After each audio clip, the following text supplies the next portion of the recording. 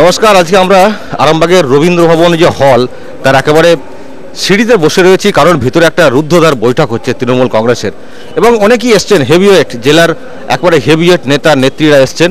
তপন দাশগুপ্ত এসছেন, তৃণমূল কংগ্রেসের জেলা সভাপতি, কার্যকরী সভাপতি অসীমা পাত্র এসছেন, শান্তনু ব্যানার্জি এসছেন, যুব তৃণমূল কংগ্রেসের জেলা সভাপতি, এবং এখানকার বাসিন্দে এবং সাধারণ সম্পাদক যুব তৃণমূল কংগ্রেসের শেখ শাহিদ ইমাম ওরফে মহারাজ রয়েছেন, পলাশ রায় থেকে শুরু করে বিধায়করা, গোঘাটের বিধায়ক মানস মজুমদার, খানাকুলের বিধায়ককে অনেক দিন পর দেখা গেল আরামবাগে ইকবাল আহমেদ, তিনি এসছেন, পুরসুরা বিধায়ক নুরুজ্জামানকেও তাকে আমরা দেখছি, রাজপাল সিং তিনিও এসছেন, তারকেশ্বরের যিনি বিধায়ক, অনেকেই এসছেন। একেবারে বলা যায় তারকা খচিত একটা কর্মী সভা, যদিও আশপাশে কর্মী খুব বেশি আমরা দেখছি না, সবটাই একেবারে ভিতরে, মিডিয়াও অ্যালাউ নেই, বলা হয় যে ছবি তুলে বাইরে ওয়েট করতে, কারণ একেবারে রুদ্ধদ্বার বৈঠক তারা করছেন।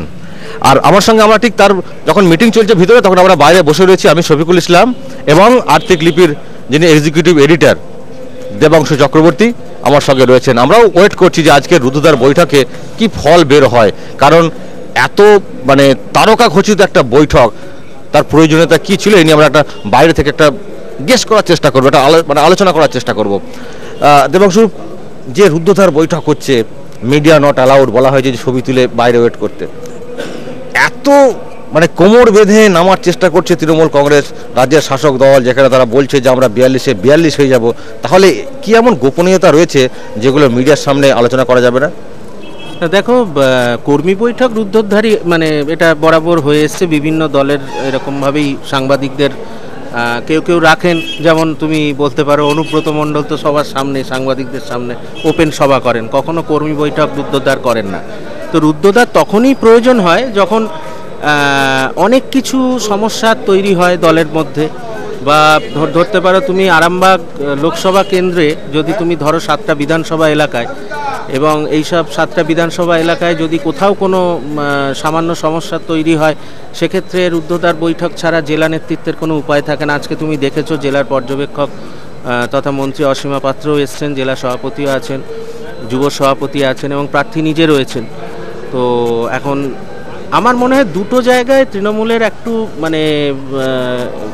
পথটা একটু কঠিন হয়ে যাচ্ছে। দুটো জায়গাকে আমি আলোচনায় রাখতে চাইছি, চর্চায়। প্রথমত হচ্ছে প্রার্থী নির্বাচন। প্রার্থী নির্বাচনের ক্ষেত্রে একটা যেমন অত্যন্ত পরিষ্কার আমরা দেখতে পাচ্ছি যে এইটা নিয়েও তৃণমূলের মধ্যে, তৃণমূলের অন্দরে লোকসভা কেন্দ্রে যেসব অঞ্চলগুলো রয়েছে বা রয়েছে বিধানসভা কেন্দ্রগুলো, সেখানে একটা অদ্ভুত দ্বন্দ্ব তৈরি হয়েছে। কেউ চাইছিলেন না যে যিনি বর্তমানে প্রার্থী ঘোষণা হয়েছে তিনি থাকুন, কেউ চাইছিলেন অন্য একজন হোক, এরকম বহু নাম উঠে এসেছিল। কিন্তু তৃণমূল কংগ্রেসের যিনি সুপ্রিমো, তিনি শেষ মুহূর্তে আপনি জানেন যে অপূর্বা পোদ্দারের নাম ঘোষণা করেছে। ঘোষণা হওয়ার পরে বেশ কিছুটা অংশ তৃণমূল কংগ্রেসের ম্রিয়মাণ হয়ে গেছে, তারা নিষ্ক্রিয় হয়ে গেছে, তারা প্রচারের আলোতেও সেভাবে তাদের দেখা যাচ্ছে না। যদিও তাদের প্রশ্ন করা হলে তারা বলছে না, আমরা এখনও সময় হয়নি, নামবো, আমরা আছি, দিদি যেটা বলেছেন সেটা করতেই হবে। যে কোনো লোকসভা কেন্দ্রে যেই দাঁড়াক, আমরা জানি দিদি দাঁড়াচ্ছেন, এটা তাদের বক্তব্য। কিন্তু এটা একটা ফ্যাক্টর হয়েছে, সেটাকেই হয়তো রিপেয়ার করার জন্য এই ধরনের জেলা নেতৃত্ব বলেও ছিল, বিভিন্ন সময় আমরা যোগাযোগ করার চেষ্টা করেছি যে আজকে রিপেয়ার করার চেষ্টা হবে। রিপেয়ার কথাটা তখনই ব্যবহার হয় যখন কোনো কিছু একটু গড়বড় হয়, রিপেয়ার তখনই করতে হয়। আর একটা বিষয় আমার যেটা মনে হচ্ছে যে দলের মধ্যে একটা চাপা আতঙ্ক তুমি বলতে পারো, এই যে প্রতিদিন বিজেপিতে যোগদানের যে ব্যাপারটা, যতটা না হচ্ছে কানাঘুষো আরও বেশি ছড়াচ্ছে। কাল এমুক জয়েন করতে পারেন, পরশু তমুক জয়েন করতে পারেন। আজকেই আমাকে ফোন করে এমন কিছু নাম বিজেপি একবারে রাজ্য নেতৃত্বের কাছ থেকে আমরা জানতে পেরেছি যে বেশ কিছু হেভিওয়েট, পুরসুরার একজন প্রাক্তন বিধায়ক বা ওখানকার যুব নেতা, আরামবাগের একজন বলতে পারো দ্বিতীয় হেভিওয়েট নেতা যাকে বলা যেতে পারে, এরকম বহু লোক যারা তার মানে তারাও হয়তো এই মিটিংয়ে রয়েছেন। হ্যাঁ, নিশ্চয়ই রয়েছেন, আমি তাদেরকে দেখেওছি। অ্যাকচুয়ালি যতক্ষণ না দল পরিবর্তন হচ্ছে ততক্ষণ কেউই ব্যাপারটাকে পুরোপুরি ওপেন করতে চাইছেন না, মানে একটু বিজেপি নেতৃত্বও চাইছে রাগঢাক করে রাখতে। কারণ তুমি জানো যে শোভন চট্টোপাধ্যায় এবং বৈশাখীর যখন দলবদলের একটা সম্ভাবনা তৈরি হলো, তাদেরকে একটা ফ্ল্যাটে তাদেরকে একবারে গৃহবন্দী করে রাখা হলো। সুতরাং তারাও আশঙ্কা করছেন যদি তাদের ক্ষেত্রেও এরকম হয়, সেক্ষেত্রে হয়তো অন্যরকমভাবে ঘটনা পরম্পরা এগোতে পারে।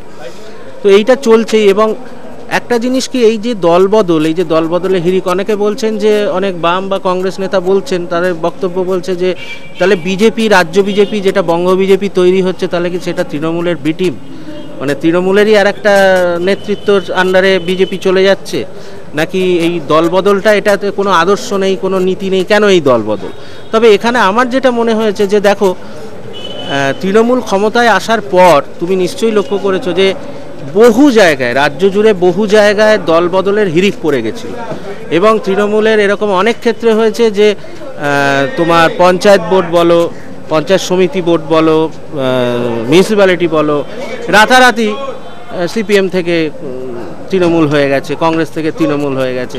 এই যে হঠাৎ করে রাতারাতি এই যে দলবদল, পতাকা হাতে তুলে নেওয়া, এই যে জায়গাগুলো, এগুলো তৃণমূলই এটা মানে বলতে পারো। সত্যি কথা বলতে, যিনি কাজটা করছেন তিনিও একটা সময় দলটাকে গড়েছেন, তৃণমূল কংগ্রেসের কাজটা সেখানে তিনিই করেছেন, আবার তিনি আবার বিজেপি হয়ে করছেন মুকুল রায়। এটা বলতে করে তার কাছে কাজটা মনে হচ্ছে অনেকটা সহজ হচ্ছে। আমি যেটা জানতে চাইছি এবং সেটা হচ্ছে দুটো বিষয়।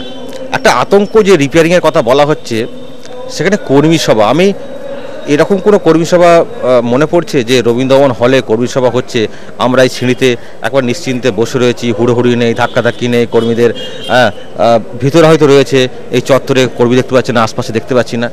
এটা কি কোনো মানে সিক্রেট বৈঠক তো নয়, কর্মী সভা বৈঠক, হোয়াটসঅ্যাপে মেসেজে ঘোরাঘুরি করছে, কর্মীরা কোথায়? কর্মীরা ওই যে তোমাকে বললাম, একটা পুরোপুরি সমান্তরাল দুটো ভাগ হয়ে গেছে। এটার মূল কারণ কিন্তু প্রার্থী ঘোষণার পর থেকে এটা আমরা ট্রেন্ডটা লক্ষ্য করেছি যে একটা বিশেষ অংশ গুরুত্বহীন হয়ে পড়েছে, একটা বিশেষ অংশ গুরুত্ব পাচ্ছে। তো এইটা তৃণমূলের কর্মীরাই খুব একটা ভালোভাবে নিচ্ছেন না। আর একটা কি, যেটা তোমাকে বলতে গিয়ে থেমে গেলাম, যে এই যে তৃণমূল দলটার যে সংগঠনটা, এইটা কিন্তু মুকুল রায় নিজে হাতে সামলাতেন। বিশেষ করে দক্ষিণবঙ্গের তুমি জানো যে যটা জেলা আছে, পুরো জেলাটাই কিন্তু ওনার পুরো বুথ কমিটি পর্যন্ত ওনার নখদর্পণে ছিল। উনি বুথ ওয়াইজ নাম মনে রাখতে পারতেন। সেই যে সংগঠনের জায়গাটা, তার যে জনপ্রিয়তার জায়গাটা, এবং তিনি যে যোগাযোগটা যেভাবে রাখতেন, সংগঠনটা যেভাবে চালাতেন, তুমি দেখো তৃণমূলে কিন্তু সেই ধরনের সংগঠক রাজ্য স্তরে বা একবারে মমতা বন্দ্যোপাধ্যায়ের পরেই যদি তুমি বলো, সেরকম সংগঠক কিন্তু এখনও সেরকম দায়িত্বও কাউকে দেয়া হয়নি। আরেকটা জিনিস কি, তৃণমূলের এই সংগঠনের যে মানে একেবারে পুঙ্খানুপুঙ্খ জানা একজন ব্যক্তি যখনই বঙ্গ বিজেপিতে যোগদান করেছেন, বিজেপিতে এসছেন, তো স্বাভাবিকভাবেই তার সাথে তো অনেকের দেখো ব্যক্তিগত রিলেশনটাও কিন্তু ম্যাটার করে।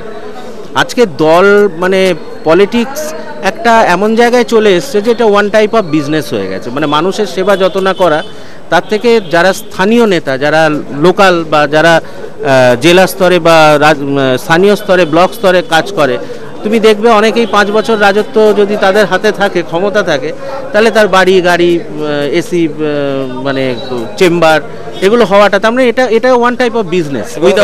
এবং না, ইনভেস্টমেন্ট বলাটাও ভুল, কারণ আমরাও যেটা খবর পাচ্ছি যে এই বিজনেসের জন্য না বিনিয়োগও করতে হয়, বিনিয়োগ না করলে টিকিট পাওয়া যায় না, পঞ্চায়েতের প্রধান হওয়া যায় না, সেখানে আমি জানি না এমপি টিকিটের কোনো বিনিয়োগের কোনো ব্যাপার রয়েছে কিনা, তবে এখানে বিনিয়োগটা করতে হচ্ছে। তবে আমি যেটা জানতে চাইছি, যেটা হচ্ছে যে মুন্সি নজিবুল করিমকে কিন্তু আমরা দেখছি না, খানাকুল 2 ব্লকের যুব নেতা, তাকে কিন্তু আমরা দেখছি না। এবং যে যখন এই নির্বাচনী কমিটি গঠন করা হয়েছিল, সেখানেও কিন্তু তিনি হাজির ছিলেন না। এবং যেটা খবর, তাকে খানাকুল 2 ব্লকের একেবারে আহ্বায়ক করা হয়েছে নির্বাচনী কমিটির, তিনি একটা মিটিংও ডাকেননি, দেওয়াল লেখানো হয়নি। এটাও কি কোনো একটা ইঙ্গিত? বা এটা কিন্তু আমরা বিজেপি নেতৃত্বের কাছে, জেলা এবং রাজ্য 2 নেতৃত্বের কাছেই আমরা যতটুকু জানতে পেরেছি, তারা নাম করেই বলেছেন যে নজিবুল করিম একটা বিশাল সংখ্যক সমর্থক নিয়ে তিনি বিজেপিতে যোগদান খুব তাড়াতাড়ি করবেন। তাদের দাবি, এটা বিজেপির দাবি। যদি সেটা হয়েই থাকে, সেই প্রসেসটা যদি অনেকটা এগিয়ে গিয়ে থাকে, তাহলে এখানে তার অনুপস্থিতিটা স্বাভাবিক, এটা মনে করতেই হয়। কারণ নজিবুল করিমের সংগঠন নিয়ে কিন্তু কোনো প্রশ্ন নেই, তার একটা বিশাল সংগঠন এবং তিনি সেই জায়গায় অত্যন্ত মানে সবাইকে নিয়ে একটা বেশ ভালো সংগঠন চালান। তো সেখানে তার গুরুত্ব পাওয়াটা, দলে গুরুত্ব পাওয়াটা খুব স্বাভাবিক ছিল।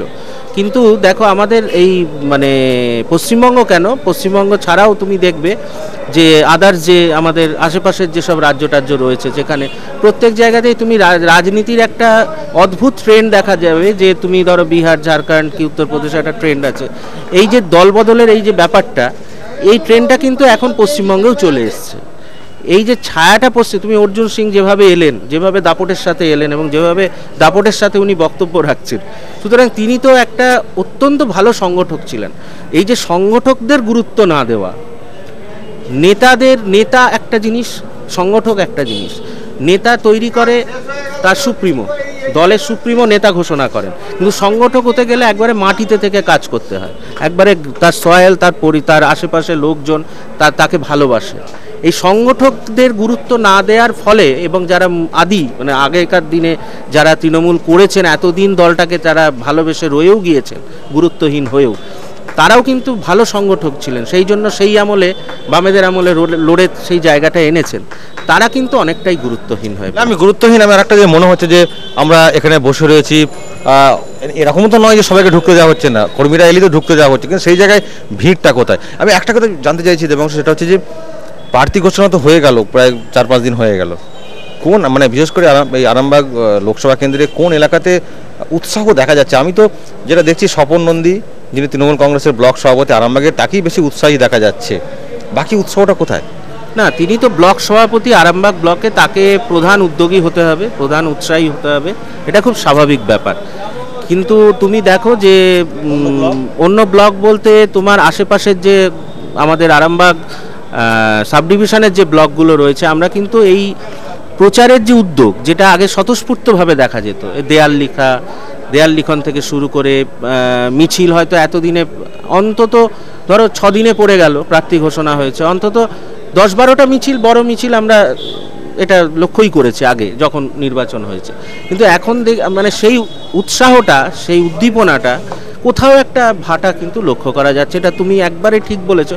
এবং এইখানে আরেকটা জিনিস আমি মনে করছি যে মানে তৃণমূলের, তোমাকে যেটা প্রথমেই বললাম যে তৃণমূলের মধ্যেই যে একটা দ্বিধাদ্বন্দ্ব শুরু হয়েছে, এই কারণে অনেকেই চাইছেন না বাড়ি থেকে বেরোতে বা দেয়াল লিখতে বা মিছিলে হাঁটতে। আবার অন্যদিকে যারা দেয়াল লিখছেন তাদের মধ্যে সিংহভাগ এই কারণে লিখছেন যে প্রচারের আলোয় আসার জন্য, আমি কাজ করছি এবং সেই দেয়ালটা লেখার সময় যাতে তার ছবি বা তার মানে ভিডিও করা হয় বা করা হয়, এই ধরনের তো আমরা হামেশাই দেখতে পাচ্ছি। শুধু ভিডিও নয়, যিনি দেয়াল লিখছেন সবার আগে ছবি তুলে নিজে সোশ্যাল মিডিয়াতে পোস্ট করে দিচ্ছেন যে আমি কাজে রয়েছি। তার কতটা আন্তরিকতা রয়েছে সেটা অন্য প্রশ্ন, কিন্তু এই ধরনের নিজেদের প্রচারটাও আর একটা বড় বিষয়। আরামবাগে এই যে কর্মী সভা চলছিল তৃণমূল কংগ্রেসের, এবং কর্মী সভা থেকে বেরিয়ে তৃণমূল কংগ্রেসের জেলা কার্যকরী সভাপতি অসীমা পাত্র তিনি কি বললেন শুনুন। আমাদের নেত্রী অলরেডি আগে বলে দিয়েছে যে আমরা যে আমাদের বাংলার যে 42টা সিটই আমরা তৃণমূল কংগ্রেসকে, মমতা বন্দ্যোপাধ্যায়ের কাছে আমরা উপহার দেবো, এটাই হচ্ছে আমাদের টার্গেট। এবং আপনারা দেখেছেন যে বিগত হুগলি লোকসভায় এই 3টে সিট, আরামবাগ, হুগলি এবং আরামবাগ শ্রীরামপুর, এই 3টে সিটে আমরা বিপুল ভোটে জিতেছিলাম। এবারে আরও বেশি আমাদের চ্যালেঞ্জ, আমরা তো জিতবই, আর মার্জিনটাও আমরা আরও বাড়াতে চাই। তাই আজকে সমস্ত আরামবাগ পার্লামেন্টের যে ব্লকগুলো আছে, তাদের যারা আমাদের দলের সম্পদ, যাদেরকে চোখ দিয়ে আমরা প্রত্যেকটা বুথ বলুন, অঞ্চল বলুন, ব্লক বলুন, তাদেরকে দেখি, তাদেরকে আমরা ডেকেছি আমাদের নির্বাচনী একটা প্রস্তুতি নেবার জন্য। বিভিন্ন দিকে বিভিন্ন লোক অলরেডি যোগ দিচ্ছে, এমন কিছু নয়। তারা বিগত দিনে সিপিএম ছিল, আমরা সব জায়গায় বলি যে আগে লাল ঝান্ডা, লাল সালু গায়ে চড়িয়ে বেরোতো, আর এই 19-এ তারাই করছে কি লাল ছেড়ে, কেন লাল তো এখন কমাই চলে গেছে, মানুষ আর বিশ্বাস করে না। এই জন্যে 19-এ তারা গেরুয়াটাকে লালটা ফেলে দিয়ে গেরুয়াটাকে তারা গায়ে চড়িয়ে নিয়েছে, নিয়ে বেরোচ্ছে। আমাদের কোনো যায় আসে না এতে। যেখানে মমতা বন্দ্যোপাধ্যায়ের প্রত্যেকটা প্রকল্প এই বাংলার প্রত্যেকটা ঘরে ঘরে পৌঁছে গেছে, বাংলার মানুষ আজকে মমতা বন্দ্যোপাধ্যায়কে দেখবেন বাংলার ঘরে ঘরে না দেবী রূপে পুজো করে, সেখানে কোনো যায় আসে না আমাদের। আচ্ছা, সিপিএম কংগ্রেসের জোট হচ্ছে না, এর জন্য কি আপনাদের?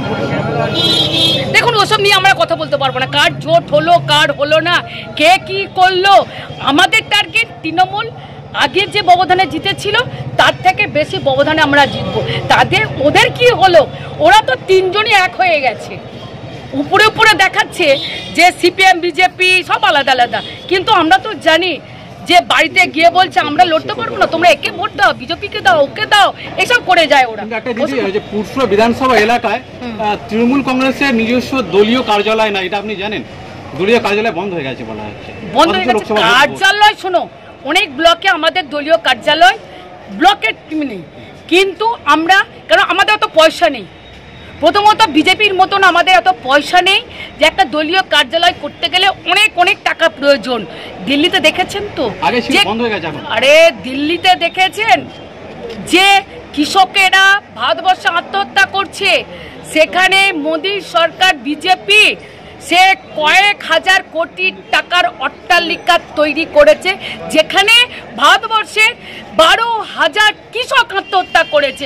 আমাদের টাকা নেই, আমরা কয়েকদিনের জন্যে আমরা লোকের সাথে ধার দেনা করে কারো যদি রাস্তা ধারে ঘর থাকে, ঘর আমরা ভাড়া নেব, ভাড়া দেওয়ার ক্ষমতা নেই, ঘর আমরা চাইবো। অনেক লোক আমাদের ভালোবাসে, বাংলার জনগণ আমাদের তৃণমূল কংগ্রেসকে, মমতা বন্দ্যোপাধ্যায়কে ভালোবাসে। আমরা তাদের কাছে একটা ঘর চাইবো, এই কয়েকদিনে মানে নির্বাচন পর্যন্ত